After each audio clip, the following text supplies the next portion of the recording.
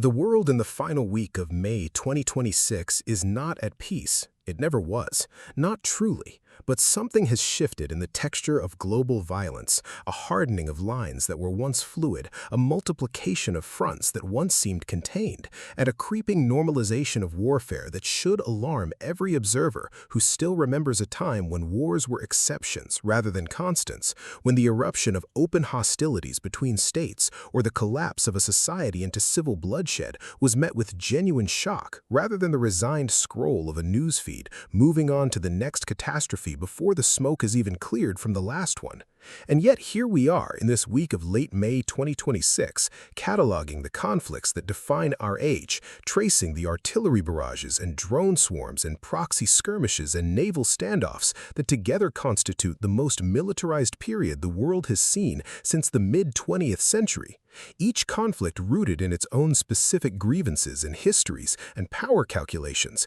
but all of them now feeding into a global system of instability that makes each new flashpoint more dangerous than it would have been in a more settled era. Let us begin where the war has been longest and most relentlessly documented. The grinding, shape-shifting, technologically unprecedented war in Ukraine, which entered its fifth year of full-scale invasion this past February and shows no signs of arriving at a conclusion that satisfies either Kyiv's demand for territorial integrity or Moscow's insistence on strategic buffer zones and the permanent neutralization of Ukrainian sovereignty. And what the past week has made abundantly clear is that neither the battlefield nor the diplomatic track has produced a breakthrough, with Russian forces continuing offensive operations in the Pokrovsk direction throughout the week of May 19 without meaningful advances, Ukrainian defenders counterattacking with enough force to halt Russian momentum even as the pressure on that sector of the front remains unrelenting and exhausting. The two armies locked in the kind of attritional warfare that chews through men and machines with industrial efficiency, each day's fighting producing gains measured in hundreds of meters rather than kilometers, each night's drone barrages adding to the accumulated toll of destruction on both sides of a line that has barely moved in months, despite the enormous costs of holding it. And yet the significance of what is happening near Pokrovsk is not merely tactical, but strategic, because the town serves as a critical logistics hub whose loss would complicate Ukrainian supply chains across a substantial section of the Donetsk front, making every Russian probe in that direction an attempt to apply pressure at a point of genuine vulnerability. While Ukrainian forces understand this perfectly well and have invested corresponding defensive effort in an area where the fighting is some of the most intense on the entire contact line. Further north, along the axis running through the Kharkov region, the pattern of the past week has been one of Ukrainian forces maintaining positions in and around Sinelnikov and the western edges of Liman, two settlements northeast of Kharkov city and south of the long-contested town of Volchansk, where fighting has persisted for more than a year without producing the decisive Russian breakthrough that would threaten Ukraine's second-largest city. And the persistence of Ukrainian presence in these forward positions speaks to a defensive doctrine that prioritizes grinding down Russian offensive capability rather than trading space for time, a doctrine that has proven costly in human terms but effective in preventing the kind of operational collapse that Russian planners have been seeking since the failure of their initial drive on Kyiv in February 2022. And the Institute for the Study of Wars assessment from May 19 noted explicitly that Russian forces conducting these operations are doing so with mounting battlefield weaknesses that unannounced strategic nuclear exercises are being used to paper over. The nuclear posturing serving as a distraction from the reality of an army that has taken catastrophic casualties over 3+ years of high-intensity warfare and is increasingly dependent on North Korean artillery shells, Iranian drones, and Chinese dual-use components to sustain operations that its own industrial base cannot fully support. The drone war, which has become in many ways the defining technological signature of the Ukraine conflict, intensified again in the week under review, with Russian forces conducting a series of long-range Shahed drone strikes against Ukraine on the night of May 18 to 19, targeting the energy infrastructure and civilian areas that have been the consistent focus of Moscow's strategic bombing campaign. A campaign whose logic is not military victory in the conventional sense, but the degradation of Ukrainian civilian morale and the imposition of suffering severe enough to make the Ukrainian population demand an end to the war on terms favorable to Russia. a strategy that has consistently failed to produce the intended political effect, even as it has caused enormous material damage and human suffering. The Ukrainian air defense network shooting down significant numbers of incoming drones on each attack night, while the weapons that penetrate the defenses continue to destroy power generation equipment, apartment blocks, hospitals, and the accumulated infrastructure of a modern society being systematically dismantled from the air. And meanwhile, Ukrainian drone operators have been conducting their own strategic campaign against Russian territory, with the most dramatic recent example being a massive attack on the Moscow region that Al Jazeera reported on May 19th, Kyiv taking the war deeper into Russian territory in a demonstration of capability that serves multiple purposes simultaneously, signaling to the Russian population that they are not insulated from the consequences of their government's decisions, complicating Russian air defense planning, and demonstrating to Western partners that Ukraine retains offensive reach even under the pressure of ongoing Russian operations. The strategic picture around Russian energy infrastructure deserves particular attention, given the accumulation of Ukrainian strikes that have targeted Moscow's export capacity over the past several months, with Reuters reporting in late March that at least 40% of Russia's oil export capacity had been halted following Ukrainian drone attacks on all three of Russia's major Western oil export ports, Novorossiysk on the Black Sea, and Primorsk and Ust-Luga on the Baltic, as well as attacks on a major pipeline and the seizure of tankers, a campaign that represents a sophisticated attempt to strike at the financial foundations of Russia's war effort by disrupting the energy revenues that fund it. And while the short-term impact on Russian battlefield capability is difficult to measure precisely, the longer-term strategic implications of a sustained reduction in export earnings are significant given the extent to which Russia's war economy depends on hydrocarbon revenues to finance the procurement, production, and personnel costs of keeping roughly 600,000 soldiers in the field and continuing to absorb the losses that the Ukrainian military is inflicting daily. Turning now to the Middle East, we encounter a theater of conflict that has metastasized from the single devastating event of October 7, 2023, into a multi-front confrontation involving Israel, Hamas, Hezbollah, Iran, the United States, and the Houthi movement in Yemen, with each of these actors pursuing distinct but interconnected strategic objectives in a region where the lines between armed conflict, political negotiation, and humanitarian catastrophe have become almost impossible to distinguish. And the past week has seen the ongoing Israeli military operations in Gaza continue against the backdrop of stalled ceasefire talks, intercepted aid flotillas, and a humanitarian situation that the United Nations and international health organizations have been describing in terms approaching catastrophe for the better part of a year, more than 70,000 Gazans having been killed by November 2025 according to reporting at the time, with more than two-thirds of the buildings in the Gaza Strip damaged or destroyed, and the operations continuing into 2026 with Israeli forces conducting airstrikes that the Times of Israel's live blog on May 19th documented as hitting Khan Yunis in the southern Gaza Strip, producing the craters around which Palestinian children were photographed gathering in images that have become the visual vocabulary of a conflict that has exhausted the diplomatic capacity of every institution that has attempted to end it. The Gaza-bound aid flotilla that Israeli forces intercepted during the week under review represents a particular dimension of the conflict that sits at the intersection of humanitarian action and political theater. The organizers of the flotilla reporting that Israeli forces had intercepted 41 of their aid ships, boats in the eastern Mediterranean with 10 vessels still sailing toward the enclave, Israeli authorities taking activists aboard the intercepted vessels to Israel for questioning. The flotilla's website reporting that vessels had departed from Turkey the previous week, and the Israeli military arguing that the interdiction was a legitimate security measure against a convoy that it characterized as providing material support to a terrorist organization, while the flotilla's organizers argued that they were carrying humanitarian supplies to a population that the UN and virtually every international health organization has said is facing famine conditions.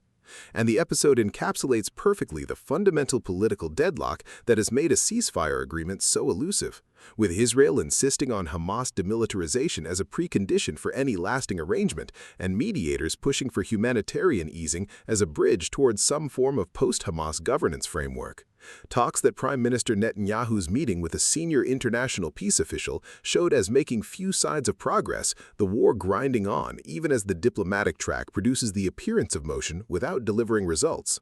The broader Middle Eastern theater encompasses the conflict involving Iran that has been one of the defining geopolitical events of 2026, a war that Wikipedia's category of 2026 military operations lists alongside Ukrainian operations and the northeastern Syria offensive as one of the year's major conflict events, with Iranian strikes documented against Bahrain, Israel, Jordan, Kuwait, Oman, and Qatar, representing a dramatic escalation of the confrontation between Tehran and the American-Israeli security architecture in the region. Strikes that drew the United States directly into military engagement and produced the coalition of Gulf Arab states that found themselves simultaneously threatened by Iranian ballistic and cruise missile attacks and dependent on the American military umbrella for their defense. And the Houthi movement in Yemen has throughout this period continued its strikes on Israeli territory, the 2026 Houthi strikes on Israel representing a continuation of the campaign that began in late 2023 and has made the Red Sea one of the world's most dangerous maritime corridors, with commercial shipping having been rerouted around the Cape of Good Hope to avoid the threat of attack, a rerouting that adds thousands of miles and weeks of transit time to supply chains that the global economy depends on, and whose disruption has contributed to the inflationary pressures that have battered household budgets in Europe, Asia, and the Americas. The conflict in Lebanon, listed as the 2026 Lebanon War in the Wikipedia catalog of the year's armed confrontations, adds another dimension to this regional crisis. Israeli strikes documented against the village of Kfar Ruman in the southern Nabatea district on May 19th, representing the continuation of a military campaign in southern Lebanon that escalated dramatically in late 2024 when Israeli forces conducted a ground operation aimed at degrading Hezbollah's military infrastructure after years of cross-border fire. And the war in Lebanon has produced a humanitarian crisis comparable in some respects to that in Gaza, with large populations displaced from southern Lebanese villages and the southern suburbs of Beirut, the social fabric of communities that had been rebuilt after the 2006 war, once again shredded by the combination of Israeli air power and the collapse of the governance structures that Hezbollah had provided to its constituency. And the geopolitical implications of this sustained Israeli-Hezbollah confrontation extend far beyond the immediate military balance on the ground, touching on Iranian strategic depth, the future of the Lebanese state, the position of Syria in regional politics, and the sustainability of an Israeli military posture that has been conducting simultaneous high-intensity operations in Gaza, Lebanon, and Syria, while managing the threat from Iranian ballistic missiles and Houthi drones, and the ongoing low-level conflict in the West Bank. In Africa, the week under review finds two of the continent's most devastating conflicts continuing without resolution or even the realistic prospect of one: the Sudanese Civil War and the M23 campaign in the Eastern Democratic Republic of Congo, together accounting for some of the most severe human suffering on the planet in terms of civilian casualties, displacement, famine, and deliberate destruction of civilian infrastructure.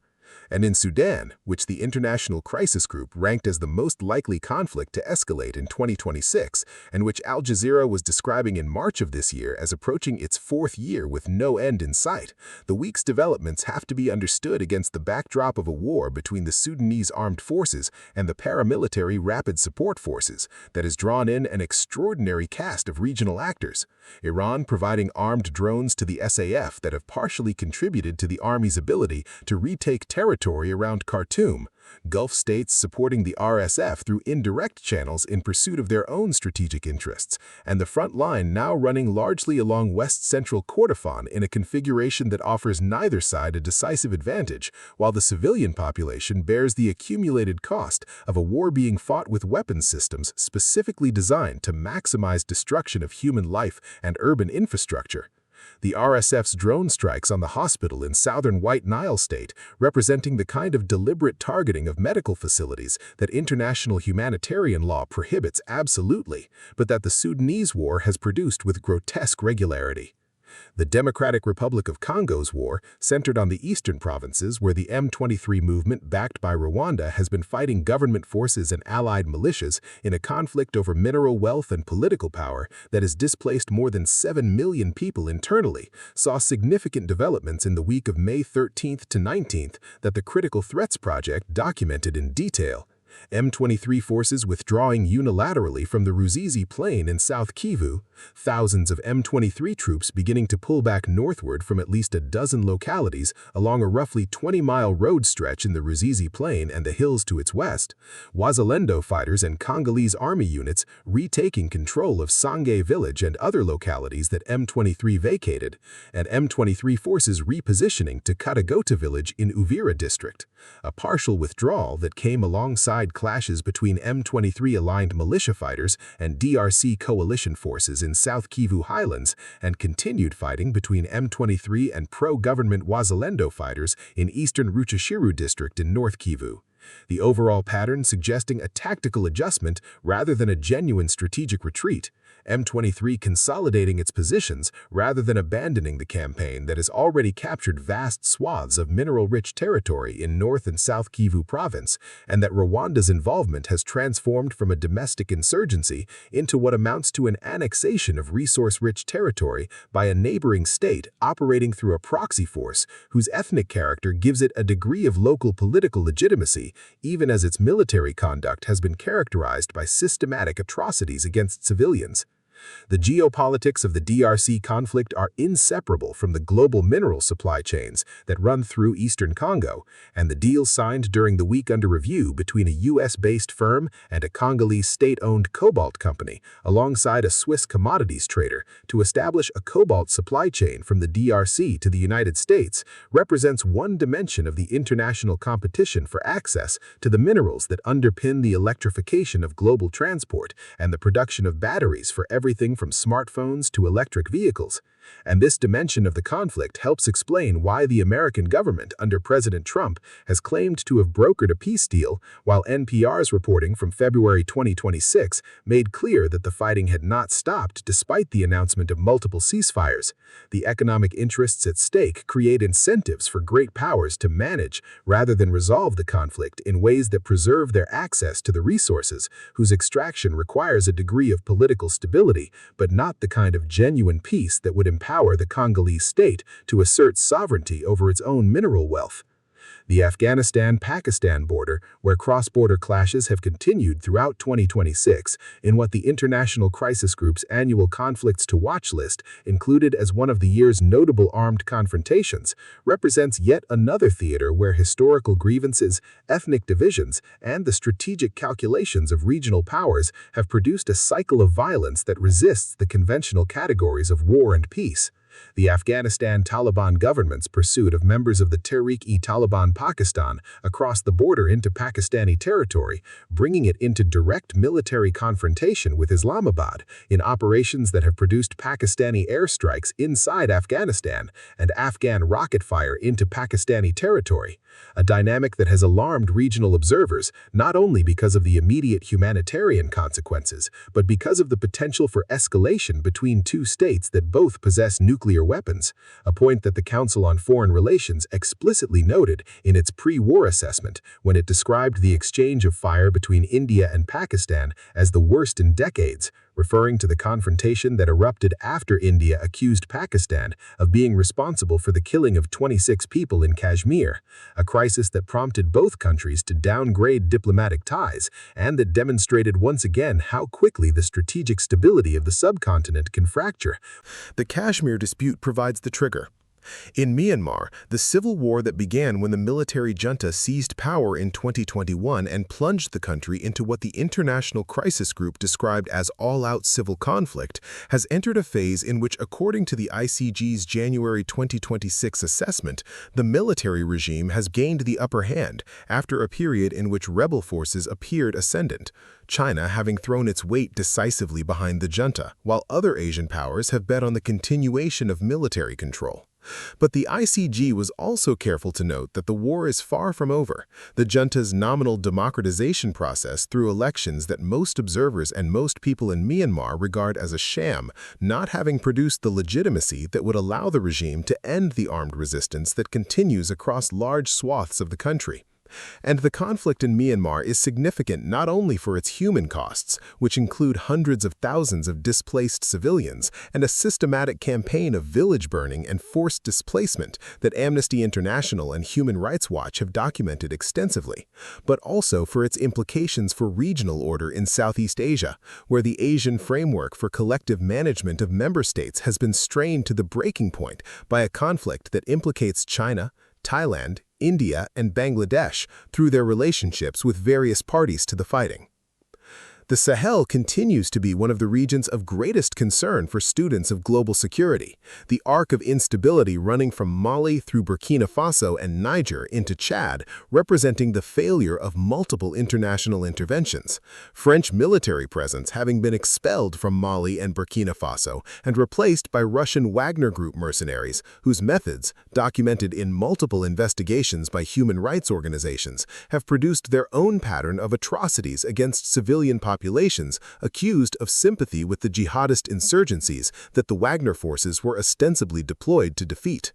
And the ICG's 10 conflicts to watch for 2026 includes the Mali-Burkina Faso theater, precisely because the combination of jihadist insurgency, military junta governance, Russian mercenary involvement, and Western disengagement has created conditions in which the human security situation for tens of millions of people continues to deteriorate without any coherent international response capable of reversing the trend. And the withdrawal of Western security assistance following the political break between the junta governments and their traditional partners has left a vacuum that neither Wagner nor the junta militaries have the capacity to fill in a way that provides genuine security for civilian populations, rather than simply shifting the pattern of violence from jihadist attacks to counterinsurgency operations that make no meaningful distinction between combatants and the communities that are their ostensible objects of protection. The Venezuela situation, which the Wikipedia catalog of 2026 military operations lists as the 2026 United States intervention in Venezuela, and which the Eurasian Times included at the top of its list of 10 biggest flashpoints as the one that has already started, represents perhaps the most geopolitically charged of all the conflicts currently active in terms of its implications for hemispheric order and the future of American power projection in Latin America. The naval confrontations in the Caribbean that the uploaded script so vividly describes being the operational texture of a broader strategic confrontation between Washington and Caracas that has escalated through a series of escalating steps from sanctions to oil blockade to the kind of direct military pressure that the 8 Venezuelan warships arrayed against a U.S. Navy vessel in the Caribbean represent. And the script's narrative of that encounter, the radar contacts appearing simultaneously at 8:42 in the morning, the silent formation, the escalating geometry of potential confrontation, the helicopter launch that ultimately provided the signaling capability to defuse the immediate crisis without firing a shot, captures something important about the way military confrontations below the threshold of declared war are actually managed at sea, where professional restraint and precise escalation management can prevent tactical pressure from becoming strategic catastrophe, and where the institutional culture of naval forces trained to operate in these contested spaces provides a degree of stability that the political level cannot always guarantee.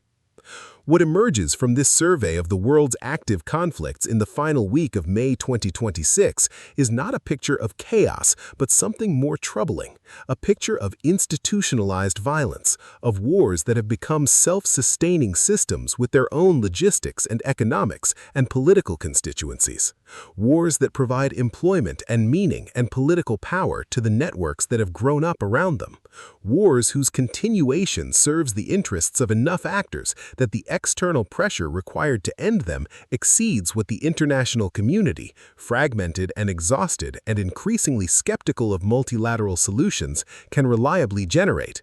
And in this context, the individual acts of military professionalism documented in scripts like the one uploaded here, the naval officer maintaining course under pressure, the helicopter crew delivering a measured signal rather than a lethal one, the entire institutional apparatus of a professional military choosing restraint over escalation at every decision point, serve as reminders of what military power can look like when it is governed by clear doctrine, adequate training, and political leadership that understands the difference between demonstrating resolve and triggering the conflicts that professional deterrence is supposed to prevent. A reminder that matters more than ever in a world where the institutional frameworks and political norms that constrained military conflict in the post-Cold War era have been eroding steadily, and where the question of who will provide the stability function that those frameworks performed is one for which no convincing answer has yet emerged.